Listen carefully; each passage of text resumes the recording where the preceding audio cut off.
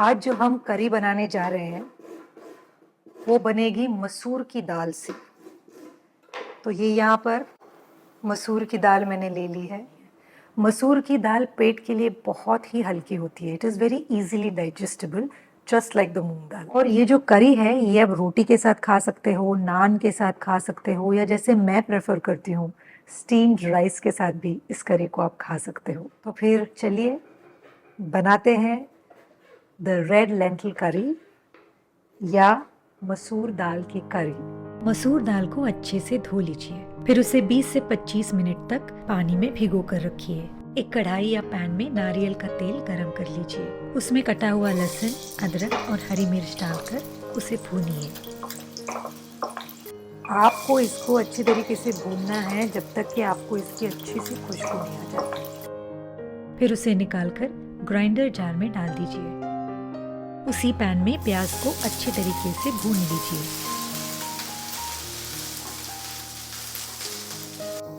इसमें टमाटर और थोड़ा सा नमक डालकर इसे पकाइए। इस मिश्रण को भी ग्राइंडर जार में निकाल लीजिए। अब इसमें भिगोए हुए काजू डालकर इसकी एक अच्छी सी पेस्ट बना लीजिए। अब पैन में फिर से थोड़ा सा नारियल का तेल गरम कर लीजिए और उसमें तेज पत्ता और मसूर की दाल डालकर उसे चलाइए। फिर बनाई हुई पेस्ट उसमें डाल दीजिए। अब इसमें सारे मसाले और गुड़ की पाउडर डालिए।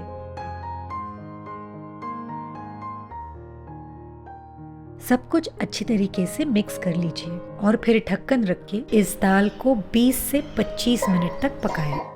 दाल गलने के बाद उसमें नारियल का दूध डालिए। अब इसमें नमक और कसूरी मेथी डालिए। गैस बंद करके 1 मिनट के बाद इसमें धनिया डालिए। एंड आवर करी इज रेडी।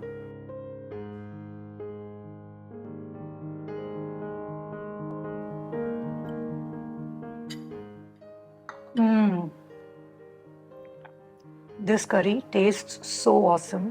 इतनी बढ़िया बनती है ये करी। मैं इस करी को बस ऐसे ही खा रही हूँ, मतलब ना चावल है ना रोटी है, मैं इसको बस ऐसे ही खा रही हूँ। तो इसकी जो डिटेल रेसिपी है वो मेरे ब्लॉग पर है। ब्लॉग लिंक मैंने नीचे डिस्क्रिप्शन में दी हुई है।